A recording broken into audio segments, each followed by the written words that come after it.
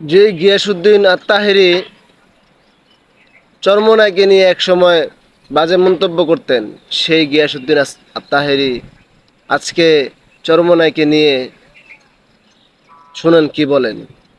ভিডিওটি বেশি বেশি শেয়ার করবেন। আমার কাছে চরমোনাইর হুজুরের কথা ভালো লাগছে। চরমোনাইর হুজুরে দেখছি মৌলবীরা মিলে একটা ভোট করছিল। আমি মনে মনে ভাবছিলাম মনে হয় সবাই মিললে একটা প্ল্যাটফর্ম করলে কিছু একটা অংশ মোটামুটি আদর্শের ভিত্তিতে গুছাইতে পারলে ইসলামের একটু উপকার হয়েছে। একটু পরে দেখলাম যে চরমোনাইর হুজুরে ওই সব করলো, চরমোনাইর পিসাব পরে আবার জোট থেকে বাইরে গেল। কেন বাইরেছে আমি তো বড় চিন্তা করতেছি। পরে শুনলাম ওই দিন বলতেছে যে আমি গেছি কি লেগা, আমি জুট করছিলাম ইসলামের সুমহান খেদমতের জন্য।